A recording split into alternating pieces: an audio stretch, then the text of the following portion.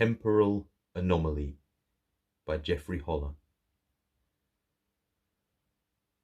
Detective Lieutenant Adam Jacoby sat at his battered desk in the squad room of the 24th Precinct, reading the coroner's report on victim number 3.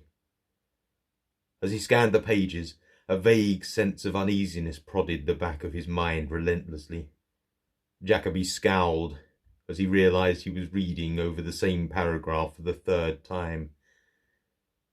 He froze in mid-scowl and wondered, "Oh shit, is it happening again?" His hands trembled as he set the brown folder down on his desk.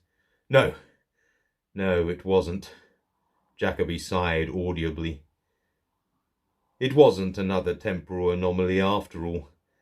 Jacob scowled again at the thought of a temporal anomaly being real.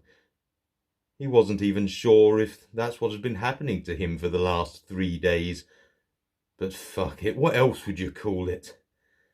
Jacoby would be the first to admit he was no Rhodes Scholar, but you didn't make lieutenant in a major metro homicide unit without acquiring a lot of esoteric knowledge along the way. It was the only thing that made sense, unlikely as it might be.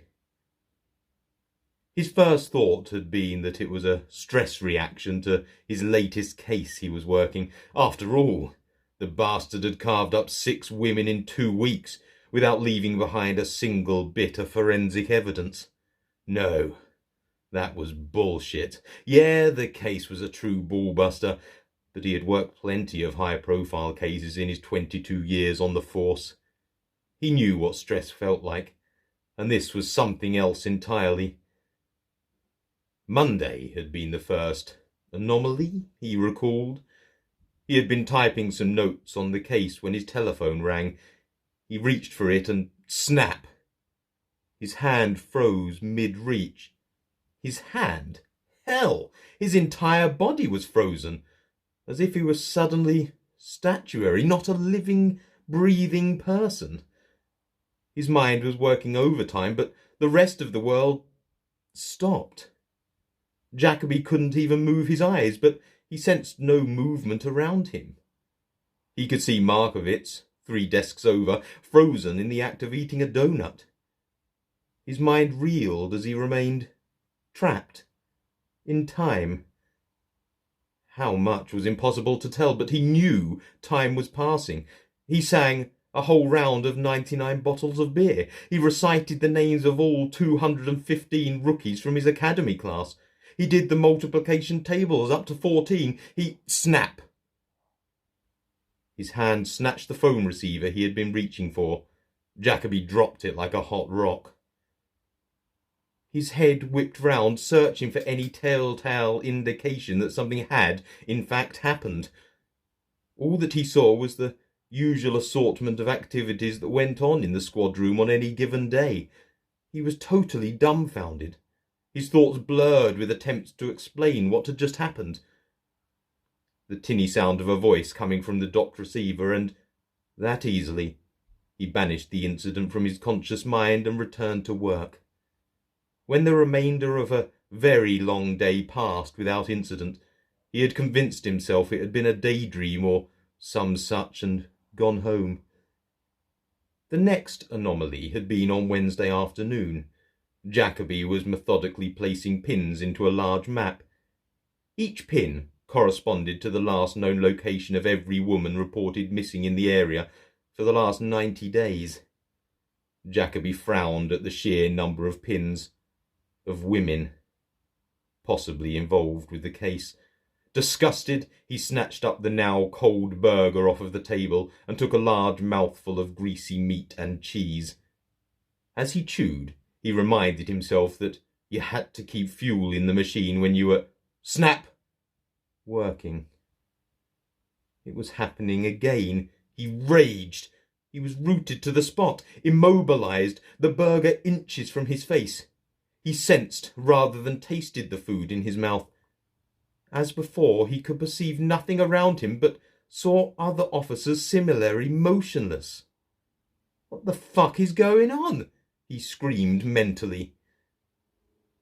Jacoby exhausted his formidable arsenal of invectives before he grew bored with it. His mind, instead, turned to his 2+ decades of solving puzzles.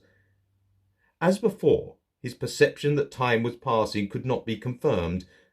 Jacoby's analytical mind crossed off one possibility after another.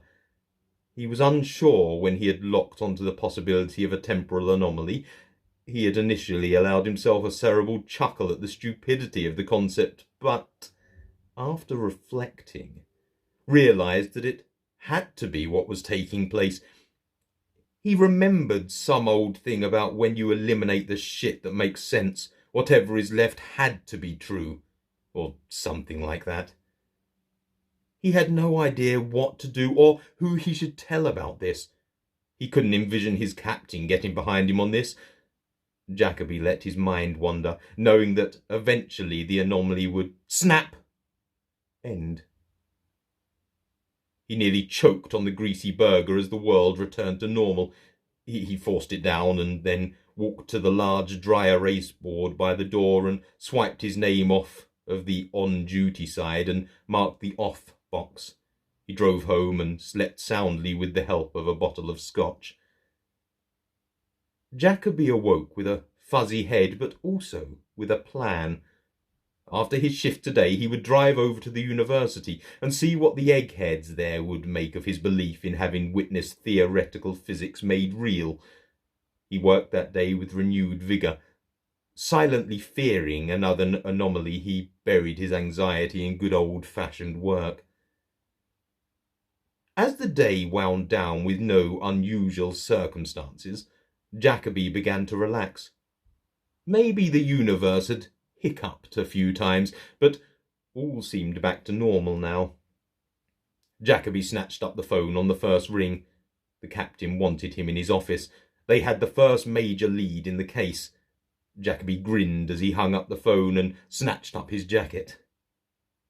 He almost sprinted to the stairs leading up to the captain's office. As Jacoby stood with one foot on the stairs, he was trapped in place as the times before. But while his body remained in place, Jacoby's analytical, hard-boiled cop mind fled elsewhere.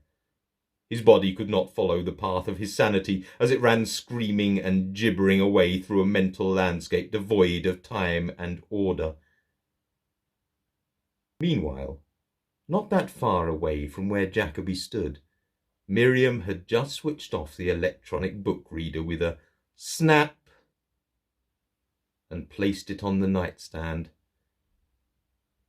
"Sorry, Jacoby. As interesting as your meeting with your boss might be, I need sleep. But don't worry. We can pick up right where we left off tomorrow. Right?" The end.